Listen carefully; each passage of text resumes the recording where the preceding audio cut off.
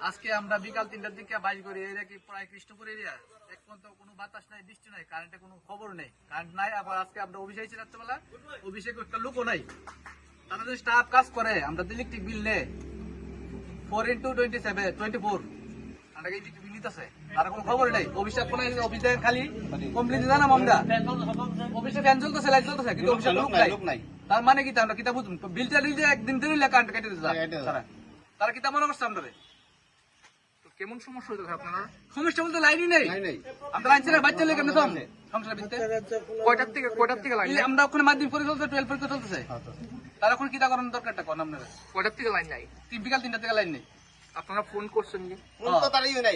Phone করি আগরতলা আমরা পাওয়ার সার্ভিসে ফোন করছি, তারা কইছে আমরা এই জানাইছি তেলে মরে একটা তার ছিঁড়া গেছে, একটা তার ছিঁড়া 3টার দিকে, রাত তখন 10:24 বাজে, হইতে পারে 24, তখন তো একটা তার লাগাইতে পারে না। তারা কাজ করতে অফিসের স্টাফের, একটা অফিসের লোক আছে নি। কি মনে করতেছেন বিদ্যুৎ দপ্তরের অবহেলা? অবহেলা না, অবহেলা বেশি অবহেলা, এটা অবহেলা উপরে, এটা কিছু করতে পারতেছে না। তার কোনো খবরই নাই, একটা লোক নাই অফিসের ভিত্তে। তার কইতাছি আমরা তেলে মরে দিয়ে বুঝা যান দেখা যান, আমরা ত্রিপুরা যে তেলে মরে এরিয়াটা বিদ্যুৎ পরিস্থিতি কি না, এত তো লোক আমরা দাঁড়া রয়েছি। আমাদের রতন সার্জেন কইছে বিদ্যুতে কোনো প্রবলেম নাই, স্মার্ট মিটার বয়সে, স্মার্ট মিটার কি প্রয়োজনটা আসলো আর কিতা হইছে কোন স্মার্ট মিটার প্রবলেমটা দেখা তেলে মরে বাজে দেখা যাক অবস্থা কি চাই। কোনো বৃষ্টি নাই, তুফান নাই, ঝড় নাই, বৃষ্টি নাই আমরা দিকে ভালো প্ল্যান হইছে, কারণ 5 ঘন্টা ধরে অবশ্যই কারেন্ট চলতেছে, আমরা লোকাল এর কারেন্ট নাই।